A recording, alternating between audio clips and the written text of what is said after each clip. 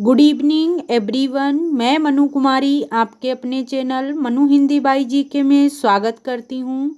आज हम लोग हिंदी पढ़ेंगे और हिंदी की शुरुआत कर रहे हैं। आज हम लोग तो हिंदी को बिल्कुल शून्य से पढ़ेंगे, शिखर तक जाएंगे हम लोग। पहले तो हिंदी को हम लोग वन लाइनर में करेंगे और इसके बाद वन लाइनर जब हमारी वर्णमाला कंप्लीट हो जाएगी फिर हम लोग ऑब्जेक्टिव क्वेश्चन करेंगे और हिंदी का हर चैप्टर को उठाकर हम लोग वन लाइनर में फिर ऑब्जेक्टिव में करेंगे। तो ठीक है, हम लोग शुरुआत करते हैं। जिन वर्णों का उच्चारण बिना किसी अवरोध के तथा बिना किसी दूसरे वर्ण की सहायता से होता है उन्हें क्या कहते हैं? तो उन्हें क्या कहते हैं? उन्हें स्वर कहते हैं। जिन स्वरों के उच्चारण में कम समय लगता है उन्हें क्या कहते हैं? तो उन्हें ह्रस्व स्वर कहते हैं। जिन स्वरों के उच्चारण में ह्रस्व स्वरों से अधिक समय लगता है उन्हें क्या कहते हैं? उन्हें दीर्घ स्वर कहते हैं। ह्रस्व स्वर हैं तो छोटा, छोटी, छोटू, रिर। डायरेक्ट क्वेश्चन बनते हैं तो आप अच्छे से पढ़ना। फिर आता है रिर। तो रिर कैसा शब्द है? रिर संस्कृत भाषा का शब्द है। डायरेक्ट क्वेश्चन बनेगा ह्रस्व स्वर कौन सा है? तो छोटा, छोटी, छोटू, रिर। तो ये ह्रस्व स्वर हैं, अच्छे से याद रखना।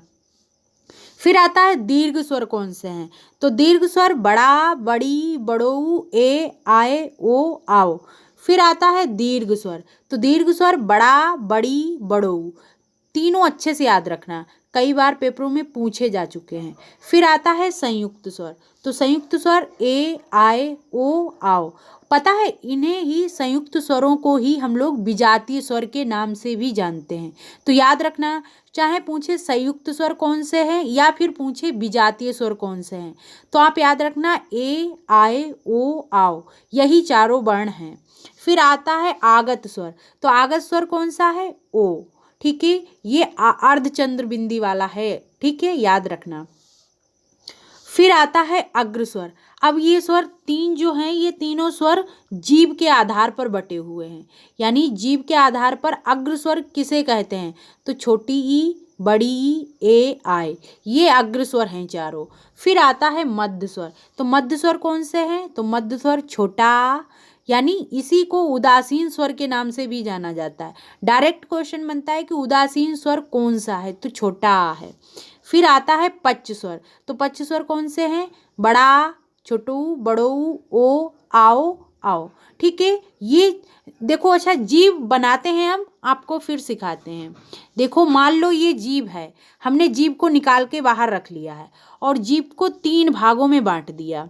देखो, ये अग्रभाग हो गया, ये मध्य भाग हो गया, ये पश्च भाग। पश्च का अर्थ होता है पीछे, ठीक है, और अग्र का अर्थ होता है, अग्र का मतलब आगे। ठीक है, तो अग्र वाले हिस्से से ये चारों वर्ण बोले जाते हैं, छोटी, बड़ी, ए, आए। और मध्य स्वर में मध्य स्वर कौन सा है? तो छोटा आ, यानी छोटा आ हमारे जीभ के बीच वाले हिस्से से बोला जाता है। और पच्च स्वर कौन से हैं? यानी पीछे वाले हिस्से से कौन कौन से वर्ण बोले जाते हैं? तो बड़ा आ, छोटू, बड़ऊ, ओ, आओ, ओ। ठीक है, ये हैं। डायरेक्ट क्वेश्चन बनेगा कि मध्य स्वर कौन सा है? तो छोटा आ हो जाएगा। डायरेक्ट क्वेश्चन बनेगा कि उदासीन स्वर कौन सा है? तो छोटा आ हो जाएगा। और क्वेश्चन बनेगा कि अग्र स्वर कौन सा नहीं है? तो ऑप्शन में तीन तो ये हो जाएंगे, एक और कोई वर्ड हो जाएगा।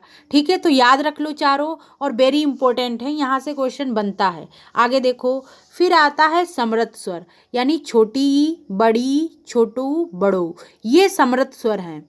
और फिर आता है अर्ध समृत। तो ए, ओ अर्ध समृत है। विव्रत स्वर बड़ा आ है। डायरेक्ट क्वेश्चन बनता है विव्रत स्वर कौन सा है? तो बड़ा आ है। फिर आता है अर्ध विव्रत। तो ए, आ, ओ, आओ, ये अर्ध विव्रत हैं। फिर पता है, फिर देखो कुल व्यंजनों की संख्या कितनी है? तो कुल व्यंजन कितने हैं? 41 हैं। फिर आता है मूल व्यंजनों की संख्या कितनी है? तो 33 है। फिर आता है स्पर्श व्यंजनों की संख्या कितनी है? तो 25 है।